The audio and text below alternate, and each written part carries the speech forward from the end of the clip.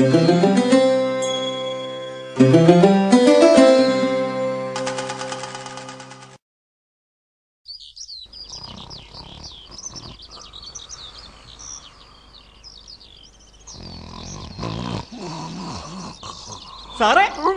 സാറേ സാറേ, ആ ലാവലിൻ കേസില് സാറിന്റെ പിണറായി സാറിന് അടക്കം ഒരു സാറിനും ആരും ക്ലീൻ ചിറ്റ് കൊടുത്തിട്ടില്ലെന്ന് ആ CBI പറഞ്ഞത് വല്ലതും സാർ അറിഞ്ഞോ സാറേ? അയ്യോ, അത് ഞാൻ അറിഞ്ഞില്ല. നിങ്ങളോട് ഇതാര് പറഞ്ഞു സഖാവേ? പ്രത്യേകിച്ച് ആർക്കും പറയണോ സഖാവേ? CBIന്റെ കോടതി കയറി CBIന്റെ വക്കീൽ എന്നെ പറഞ്ഞാ പിന്നെ നാട്ടുകാരറിയാണ്ട് നിൽക്കുക. ഇതെന്താ ആചാര്യ CBI ഇപ്പൊ ഇങ്ങനെ പറയുന്നത്? പിണറായിക്കെതിരെയുള്ള ആരോപണങ്ങൾ അടിസ്ഥാനരഹിതമാണെന്ന് ഈ CBI ഇതേ കോടതിയിൽ പറഞ്ഞിട്ടിപ്പോ 4 ദിവസം പോലും ആയില്ലല്ലോ. അതിനു മുന്നേ അവര് വീണ്ടും മാറ്റി പറഞ്ഞു. പണിക്കർ സാറേ, ഇതിനുള്ള മറുപടി CBIയുടെ വക്കീല് ഇന്നലെ തന്നെ ആ കോടതിയിൽ പറഞ്ഞല്ലോ. ലാവലിൻ കേസ് എന്താണെന്ന് കൃത്യമായിട്ട് മനസ്സിലാക്കാത്തവരാണ് ഇങ്ങനെയൊക്കെ പറഞ്ഞു വരുത്തുന്നതെന്നാ അത് ഞാൻ അവിടെ പറഞ്ഞേ. അതറിയോ? തള്ളേ, അതെന്തെന്നാ ഇവത്തങ്ങൾ അങ്ങനെ പറയണേ? നമ്മളെ പിണറായി അണ്ണന്റെ ലാവലിൻ കേസുകളും ആ സൂര്യനെല്ലി കേസുകൾ അറിഞ്ഞുകൂടാത്ത ആരെങ്കിലും ഈ ലോകത്തുണ്ടാണ? സാറേ, അതറിഞ്ഞതുകൊണ്ട് മാത്രം കാര്യമില്ലല്ലോ സാറേ.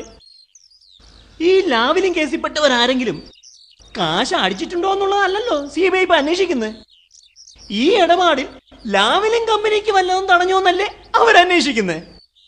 അതുകൊണ്ടാണ് ഈ ഇടപാടിൽ നമ്മുടെ പിണറായി സഖാവ് എന്തെങ്കിലും ഒപ്പിച്ചതിന് തെളിവില്ലാന്ന് അവരാദ്യം പറഞ്ഞേ. ഇതിൽ നിന്നാണപ്പോ ഇവർ ഇങ്ങനെയെല്ലാം പറയുന്നു. കണ്ണൂരിലെ നമ്മളെ സഹകരണ ഗസ്റ്റ് ഹൗസിൽ വെച്ച് പിണറായി മൂപ്പർക്ക് 2 കോടി ഉറുപ്പ്യ ഈ ഇടപാടിലെ ഇടനിലക്കാരൻ ദിലീപ് രാഹുൽ മൂപ്പർ കൊടുക്കുന്നത് കണ്ണുകൊണ്ട് കണ്ടു എന്നല്ലേ തിരുവനന്തപുരത്തെ ദീപകുമാർ മൂപ്പര് CBIന്റെ ഓഫീസിൽ ചെന്ന് പറഞ്ഞേ. അതൊന്നും ഇവരറിഞ്ഞിട്ടില്ലേ? അതിലൊന്നും 10 പൈസയുടെ വാസ്തവമില്ല സഖാവേ. ഞങ്ങളുടെ പിണറായി സഖാവിനെതിരെയുള്ള ആരോപണങ്ങളും വ്യാജ തെളിവുകളും ഒക്കെ തകർന്നടിഞ്ഞപ്പോ ഇവിടത്തെ മാധ്യമ സിന്ധിക്കേറ്റ് പടച്ചുവിട്ട പുതിയ കഥയാണ് ഈ ദൃസാക്ഷി കഥ. അത് നിങ്ങൾക്കറിയോ? നമുക്കിപ്പോ ഒന്നും അറിയില്ല സഖാവേ. കുറെ ആരോപണങ്ങളും പ്രത്യാരോപണങ്ങളും കെട്ടുകഥയും അല്ലാതെ വാസ്തവത്തിൽ ഇതിലെന്താണ് സംഭവിച്ചതെന്ന് ഇവിടെ ആർക്കും അറിയില്ലല്ലോ. എന്നതാ പണിക്കർ സാറേ നിങ്ങൾ ഈ പറയുന്നേ?